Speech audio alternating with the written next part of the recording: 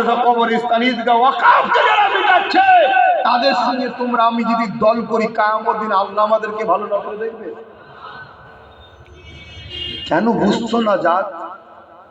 কেন বুঝছেন না? কম যুবকরা আলহামদুলিল্লাহ অনেক বুঝেছে। আমার মুরব্বী বাপগুলো একটু বুঝতে দেরি হচ্ছে, কারণ একটা বাপেদের হাতে অ্যান্ড্রয়েড মোবাইল নেই, বাপেরা জানে না কি চলছে।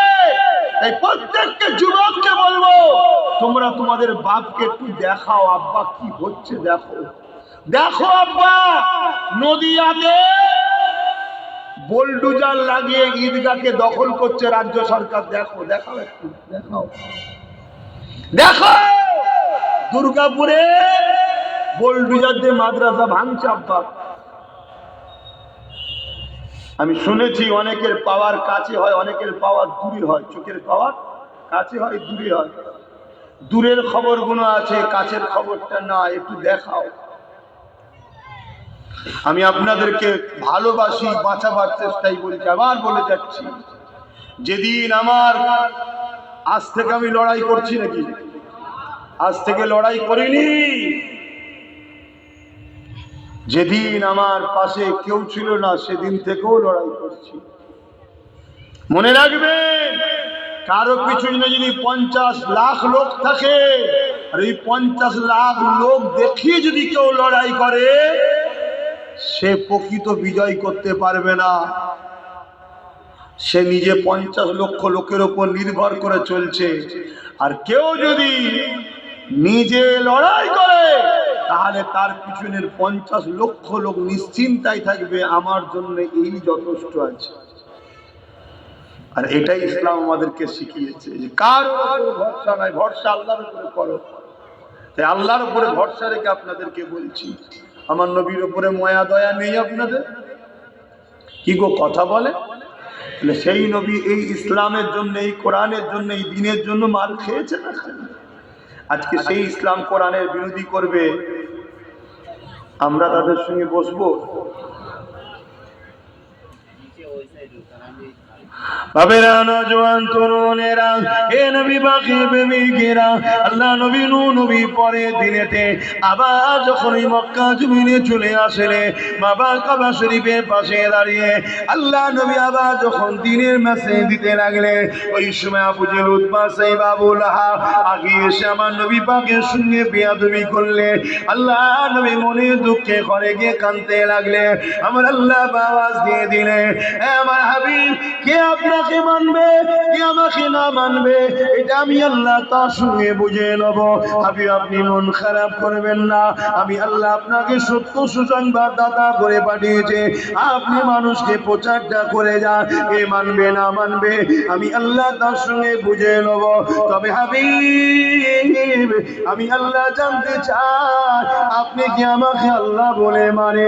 আমার রাসূলুল্লাহ জমিনে আওয়াজ দিল, আশহাদু আল্লাহ ইলাহা ইল্লাল্লাহ, হে আল্লাহ আমি সাক্ষ্য দিচ্ছি আপনি ছাড়া কোনো ইলাহা নাই।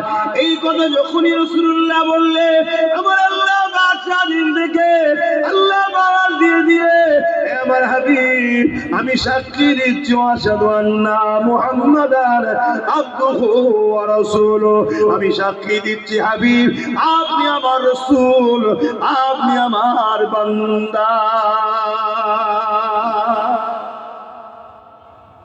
আমরা যদি সবাই আল্লাহকে ছেড়ে দিই, আল্লাহর কিছু হবে? আমরা সবাই যদি রসুল ছেড়ে দিই, রসুলের কিছু হবে? কপালটা ফাটবে, ফাটবে। জান্নাত কি এমনি পাওয়া যায়?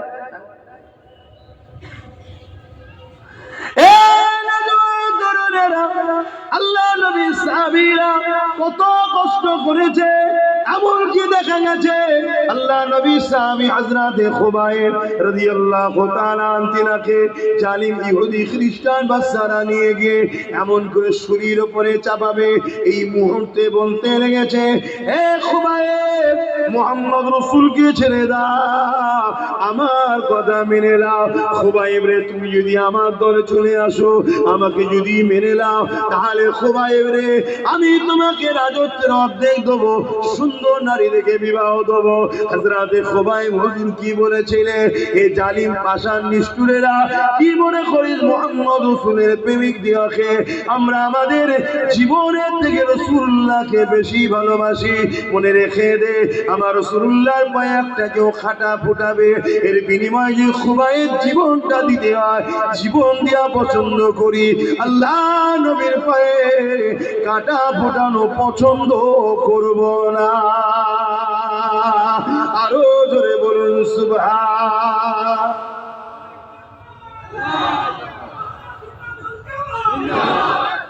আজান লাগছে।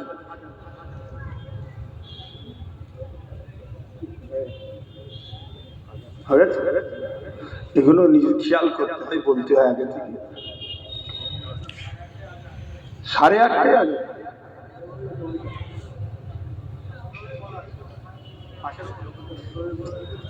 তাহলে সেগুলো জানতে হবে তো। এই বীজখানে আটকে দিলে বন্ধ করতে চাই, বুঝতে পারছেন বাপ? তাহলে সাহাবারা কত মহব্বত করেছে, আর আমাদের মহব্বত কোথায়? এক কাপ চায়েতে বিক্রি হয়ে যাচ্ছে মানুষ, এক কাপ চায়ে এত নিচুই নেমে গেলে। আগামী দিন আল্লাহ যদি এই জায়গাতে তোমরা নামতে থাকো, যদি উঠতে না চাও, আল্লাহ তোমাদেরকে এত নিচুই নামাবে, তোমাদের ভোটার অধিকারটাই ছেড়ে নেবেন না। শুনছো তো নাকি? আপনি ভাববেন আল্লাহ, হ্যাঁ সবকিছু খোদার হুকুমেই হয়, খোদার হুকুম ছাড়া গাছের পাতাও লড়ে না। কর্মের ফল আমাদের হবে, এখনো সময় আছে, পরিবর্তন বোঝে। বাবেরা, নওজোয়ান তরুণেরা, আল্লাহ নবীর হাতে হাতে হযরত আবু বকর সিদ্দিক রাদিয়াল্লাহু তাআলা যখন ঈমানের কলেমা পড়ে নিলেন, হযরত আবু বকর সিদ্দিককে নিয়ে আল্লাহ নবী বলেছিলেন, হে আবু বকর, কেউ তো আমাকে মানতে চাইনি, আপনি আমাকে মেনেছেন। হে আবু বকর, আপনি আমার সঙ্গে চলেন, কাবার পাশে দাঁড়িয়ে মানুষকে একটু বুঝাবেন। হযরত আবু বকর সিদ্দিক আল্লাহ নবীর সাথে যেতে লাগলো, কাবা শরীফের পাশে দাঁড়িয়ে গেল। হযরত আবু বকর সিদ্দিক এলাকার মানুষগুলোকে ডাকতে লাগলে, হে আমার প্রতিবেশীরা, হে আমার এলাকার মানুষেরা, আমি আবু বকর ডাকছি, সবাই এদিকে আসো। হযরত আবু বকর সিদ্দিকের ডাকে মানুষ দলে দলে দলে দলে আল্লাহর কাবার পাশে চলে এলো। হযরত আবু বকর সিদ্দিক বলতে লাগলো, হে আমার মুআল্লার মানুষ, হে আমার এলাকার মানুষ, হে আমার প্রতিবেশীরা, আমি আবু বকর সম্বন্ধে তোমাদের কি ধারণা বলো? তারা বলতে লেগেছে, আবু বকর আপনি খুব ভদ্র ছেলে, খুব ভালো ছেলে, কোনো ফিতনা ফাসাদে জড়ান না, আপনার মধ্যে মিথ্যাচার নাই, আপনাকে খুব ভদ্র সভ্য দেখি, আমাদের মতো আপনারা নেশা করেন না, আমাদের মতো কাজের মেলা তো আপনি যান না, এই মধ্যে আপনার মধ্যে অনেক ভালো গুণ রয়েছে। এই কথা এখন আবু বকর সিদ্দিক এলাকার সবার থেকে শুনতে লেগেছে। ওই সময় আবু বকর সিদ্দিক বলছে, তাহলে আমি যদি কোনো কথা বলি সেটা কি আপনারা মেনে নেবেন? তারা বলতে লেগেছে, কি কথা? হযরত আবু বকর সিদ্দিক বলল, তোমরা আমাকে জ্ঞানী বলেছো, ভদ্র নম্র বলেছো, তোমরা আমাকে দীর্ঘদিন দেখতে লেগেছো, আমি আবু বকর বলি লা ইলাহা ইল্লাল্লাহ মুহাম্মাদুর রাসূলুল্লাহ, তোমরা ইনাকে রাসূল বলে মেনে নাও, আর মহান আল্লাহ আল্লাহকে আল্লাহ বলে মেনে নাও। মহান আল্লাহ ইনাকে পাঠিয়েছে তোমার আমার কাছে তাওহীদের বাণী, রিসালাতের বাণী, ইসলামের বাণী শোনাবে বলে, এই নাকে রাসূল বলে আমি মেনে নিয়েছি, তোমরা মেনে নাও।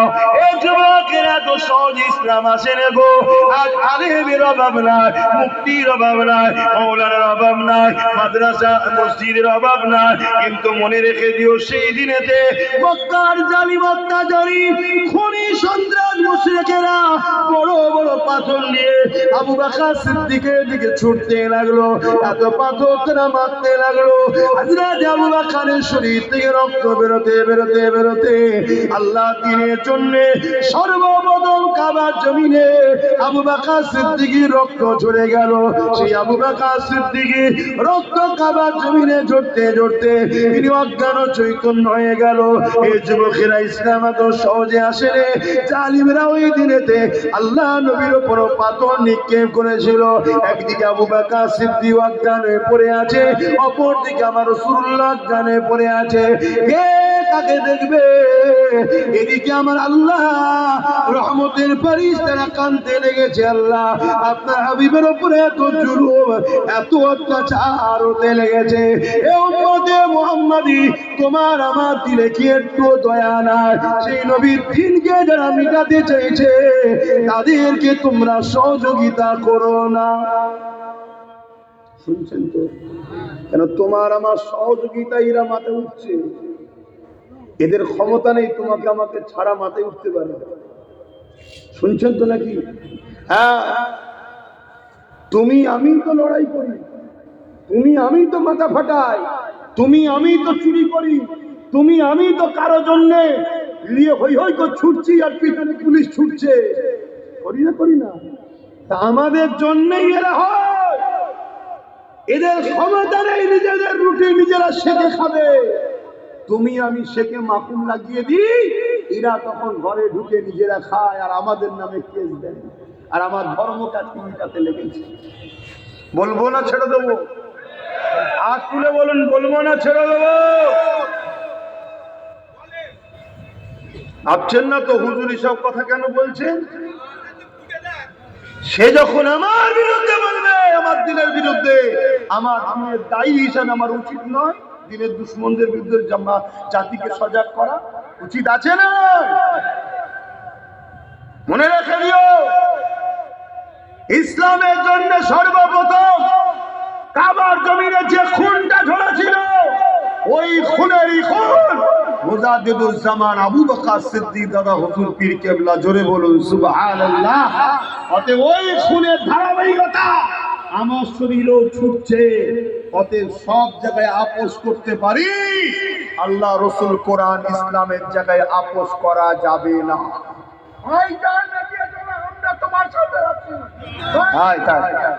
শুনছেন আপনারা? এজন্য এত কথা বলি। হয়তো আপনারা অনেকে অখুশি হন নাকি কথা বলে। আমার কি দরকার আছে? আমি নামাজ পড়বো, রোজা রাখবো, কোরআন পড়বো, হজ করেছি, আল্লাহ করে দান খাইরা যতটুকু পারি করি, গরিব এতিম অসহায়দেরকে পড়াশোনা করানোর জন্য ব্যবস্থাও করছি, পড়াচ্ছি, অনেক কটা মাদ্রাসাও চালাই। আমার কি দরকার আছে এইসব কথা বলা, লড়াই করা? এটা যদি ভেবেলি তাহলে ইমামে হোসাইন পাক কেন ইজিদের বিরোধী করেছিল বলেন? আপনাদের মহল্লায়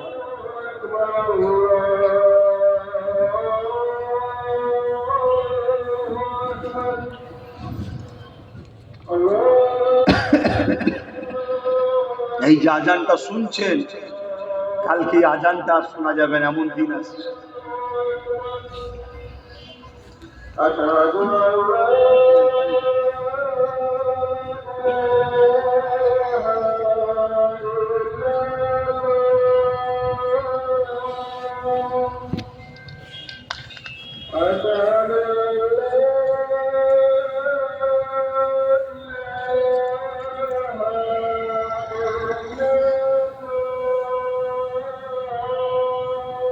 أشهد أن لا إله إلا الله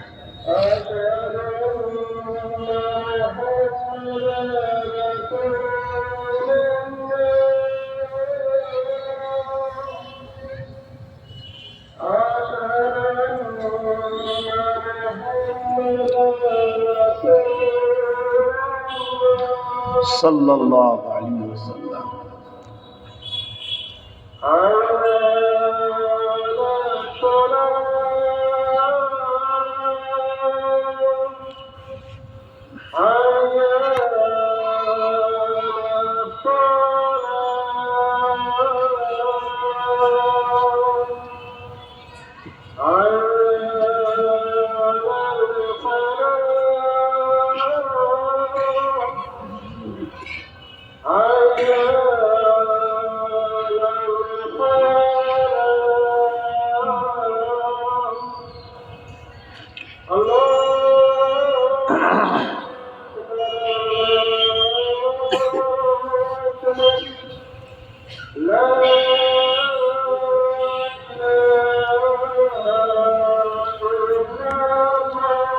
اللهم هذه الدعوة التامة صلاة محمد وسيلة إلا جوات عندك لا درود الشريف اللهم صل على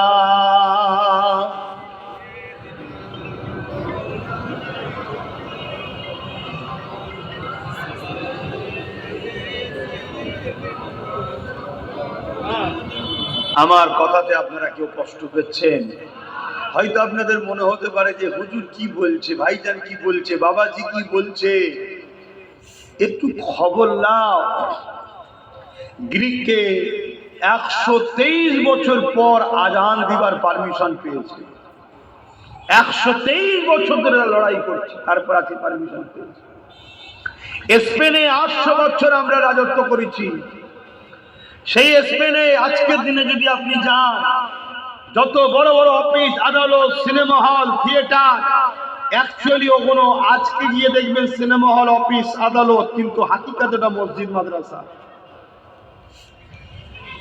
আমাদের গাফলতির জন্য মুসলমানদের মধ্যে মুনাফিক বলে একটা শব্দ আছে, গাদ্দার। এই গাদ্দার মুনাফিক মুসলমানগুলো ইসলামের দুশমনদের সঙ্গে হাত মিলিয়ে নিজেদের পদ, নিজেদের জায়গা ঠিক রাখার জন্য তারা এই জাতির সঙ্গে ধোঁকা দিয়েছিল। তাই স্পেনের মুসলমানকে 1 এপ্রিল স্পেনের রানী তাদেরকে গণহত্যা করেছিল। কর্ডোবা জামে মসজিদের মধ্যে 1 লক্ষর উপরে মানুষ নামাজ পড়তে পারে, এত বড় মসজিদ তৎকালীন সময়ে, যেখানে কয়েক লক্ষ মুসলমান একসাথে মসজিদের মধ্যে ঢুকেছিল। বলেছিল মসজিদে ঢুকে যাও, নিরাপদ পাবে। ঢুকে যাবার পর মসজিদে তালা মেরে আগুন ধরিয়ে দেওয়া হয়েছিল। ইতিহাসগুলো জানো। আজকে তোমাদের ঘরেও ঠিক মমতা এইভাবে ফাঁসাচ্ছে, শুনছেন তো নাকি? ওই দিন স্পেনের রানী ফেসেছিল, আজকে ফাঁসাচ্ছে। নতুন করে আবার নাটক করছে, ওই ওবিসিটা মুসলমানদের একটু কষ্ট হয়েছে, আমি ওটা ঠিক আছে দেখে দিচ্ছি। কেন 26টা পার হতে হবে? কে শুনছেন তো নাকি? কেন সমীক্ষা করে দেখে নিয়েছে 120তে আটকে গেছে। এসব রিপোর্ট তোমাকে বলছি, শোনো। 120তে গিয়ে আটকে গেছে, অর্থাৎ হচ্ছে না।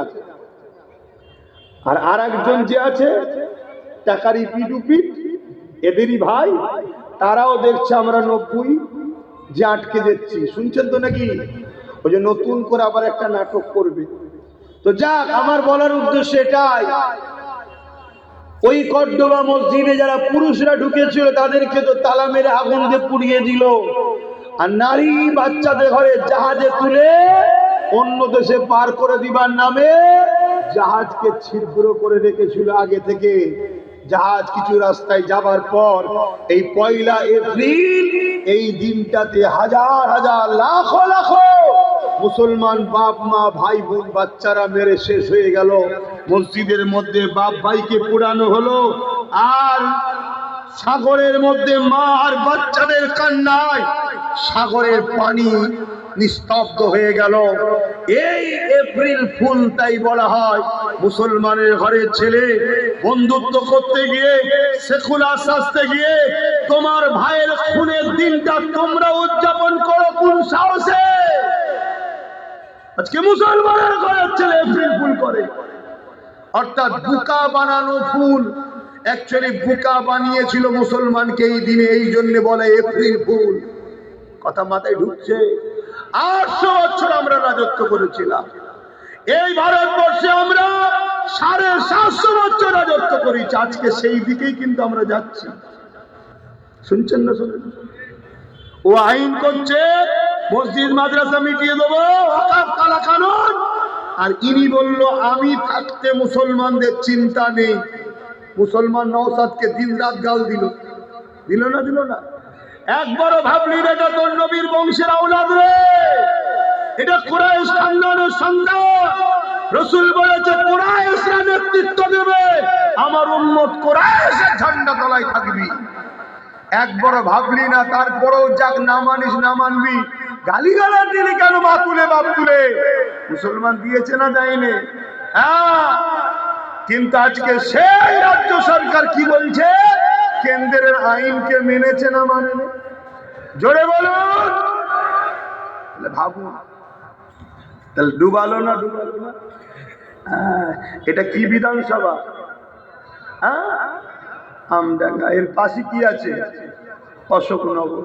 অশোকনগরের বিধানসভার এমএলএ নাই অমুসলিম, সে না হয় কোরআনের বিরোধীকারীর নামে কেস করেনি, চলো ভিন্ন বিষয়, কেননা তলায় তলায় ভাই ভাই মিলে আছে। আমডাঙ্গার বিধানসভার এমএলএ তো মুসলমান, সে কেস করেছে? একটু বলবেন তো কেন করলো না? আরে মুসলমান সেজে আছে।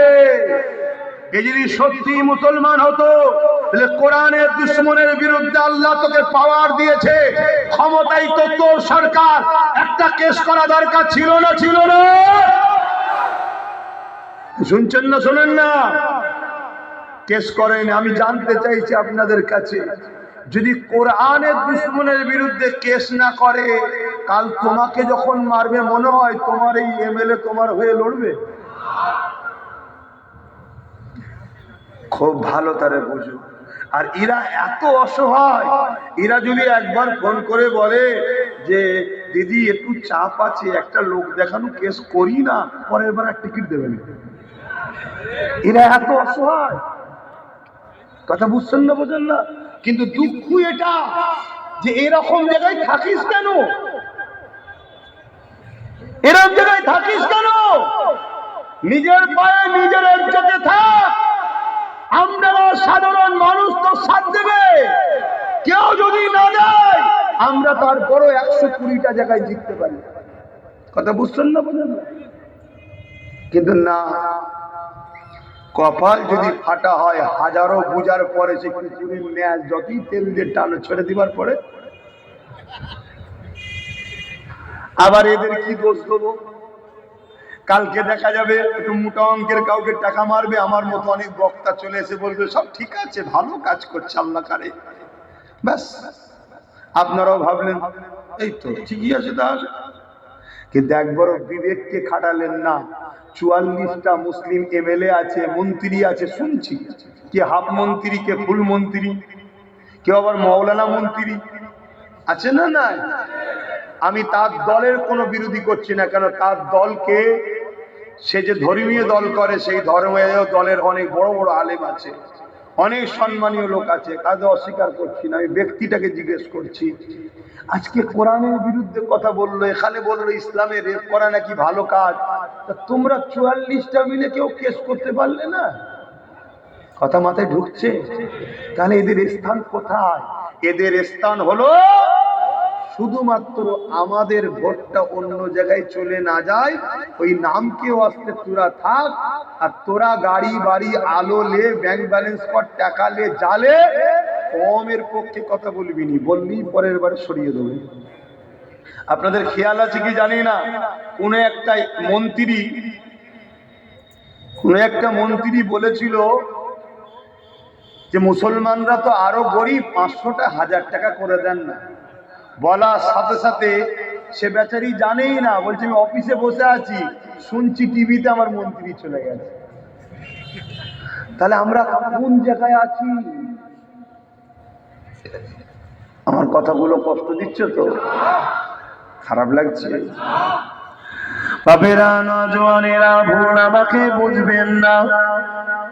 রাজনীতি নেতারা রাজনীতি করবে, ধর্মগুরুরা এসে ধর্মের প্রচার করবে, এটাই হলো স্বাভাবিক। কিন্তু রাজনীতি নেতারা যখন রাজনীতি ছেড়ে দিয়ে আবু জেহেল হয়ে যাবে, উতবা সাইবা বুলহা হয়ে গিয়ে ফেরাউন নমরুদের মতো আল্লাহ বিরোধী করবে, রাসূলুল্লাহ দ্বীনের বিরোধী করবে, তখন উলামাদের দায়িত্ব হলো কমকে বোঝানো, কমকে সংগঠিত করা। কেননা জালিমদের বিরুদ্ধে, ইসলাম দ্রোহীদের বিরুদ্ধে কমকে সংগঠিত করে তাদেরকে জবাব দেওয়ার জন্য প্রস্তুত তৈরি করা। এ যুবকেরা, তরুণীরা, বাপেরা, এই আপনাদেরকে বোঝাতে লেগেছি। আমাকে ভুল বুঝলে আমার কিছু যায় আসবে না, কিন্তু দুনিয়া বরবাদ তো হচ্ছে, আখিরাত তো জবাবটা দিতে হবে। এ নওজওয়ানেরা, আল্লাহ নবী যখন মদিনা নববী শরীফে ঢুকলে সাহাবা হুজুররা দেখতে লেগেছে নবী পাকের দুই চোখ দিয়ে পানি বেরোতে লেগেছে। আল্লাহ নবী সাহাবাদেরকে দেখে, নবী পাককে দেখে সাহাবারা বলতে লাগলে, ইয়া রাসূলুল্লাহ, হাবিবাল্লাহ, আমরা কি জানতে পারি কে আপনাকে কাঁদালো, কি জন্য আপনি কাঁদতেছেন? আল্লাহ নবী বললেন, এ বাবা সাহাবারা, মক্কা আমার মাতৃভূমি, মক্কা থেকে আমাকে জালিম অত্যাচারীরা তাড়িয়ে দিল। আমি রাসূলুল্লাহ মদিনায় চলে এলাম। মদিনায় এসে মানুষকে আমানের কথা বলি, শান্তির কথা বলি, একতার কথা বলি, প্রেমের কথা বলি, এক কথায় আমার আল্লাহর বাণী ইসলামের কথা বলি। কিন্তু আজকে জালিম আবু জেহেল উতবা সাইবারা ক্ষমতার জোর দেখিয়ে তারা মদিনার উপরে হামলা করার জন্য 1000-এর উপরে লোক নিয়ে মদিনার দিকে রওনা দিয়েছে। বাবা সাহাবারা, সবে তোমরা ইমানের কলেমা পড়েছো, তোমরা কি আমি রাসূলুল্লাহ আমার পাশে দাঁড়িয়ে ওই আবু জেহেল উতবা, আবু লাহাব এরা যদি মদিনার উপরে হামলা করে দেয়, এদের প্রতিরোধ করার জন্য তোমরা কি ডিফেন্সে দাঁড়াবে? বাবা সাহাবা হুজুরদের মধ্যে থেকে হযরত আবু বকর সিদ্দিক, যিনি কাবার জমিনে প্রথম ইসলামের জন্য রক্ত দিয়েছে, সেই আবু বকর সিদ্দিক দাঁড়িয়ে গেলেন, ইয়া রাসূলুল্লাহ, হাবিবাল্লাহ, আমি মুহাজিরিনদের পক্ষ থেকে আমি আবু বকর দাওয়া দিয়ে দিলাম, হুজুর আপনি চিন্তা করবেন না, আমরা মুসা নবীর উম্মতের মতো নয়। মুসা নবীকে তার উম্মতেরা বলেছিল, ও নবী মুসা, ফিরাউনের সঙ্গে আপনি আর আল্লাহ লড়াই করুন, আমরা না।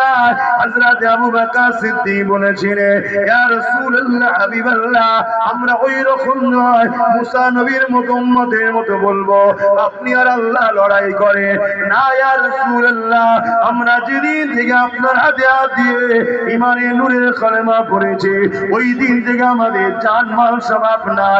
ইয়া রাসূলুল্লাহ, হাবিবাল্লাহ, আপনি চিন্তা করবেন না, একবার হুকুম করেন, মানুষকে ভয় করব না, জীবনের শেষ নিঃশ্বাস পর্যন্ত জালিমদের বিরুদ্ধে লড়াই করে রাজি আছি।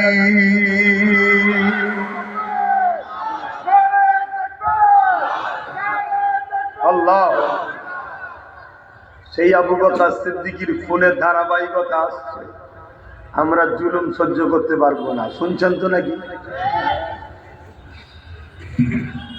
তাহলে আল্লাহ রসুল মদিনা নববী শরীফে ইসলাম বিরোধী জালিমদের বিরুদ্ধে সাহাবাদেরকে শুনিয়েছে না শুনাইনি? কথা বলছে না? তাহলে নবিয়ানা মেম্বারে দাঁড়িয়ে, নবিয়ানা মেম্বারে বসে নবীর ইসলামের দুশ্মনদের বিরুদ্ধে সমাজকে সজাগ করানো দরকার আছে না নাই? আমি যতগুলো কথা বলেছি, একটা কিছু ভুল বলেছি, মিথ্যা বলেছি? যদি বলি তাহলে একটা অবজেকশন আছে যে আপনি মিথ্যা বলছেন, ভুল বলছেন, ওটা আমার জন্য হারাম হবে বলা বা কোনো জায়গায় বলা। কথা মাথায় ঢুকছে? আমি যখন সত্য বলছি, তাহলে তো আপনার, যদি আপনি ইমানদার হন আর মুসলমানের খুন হন, তাহলে তো আপনার তো ভাবা দরকার, ঠিক না? ঠিক করবে। আজকে যদি এই আমদানিটাও আমাদের থাকতো, তাহলে আর একটা কেস বাড়তো না, কমতো? জোরে বলেন, এগুলো তো ভাবতে হবে।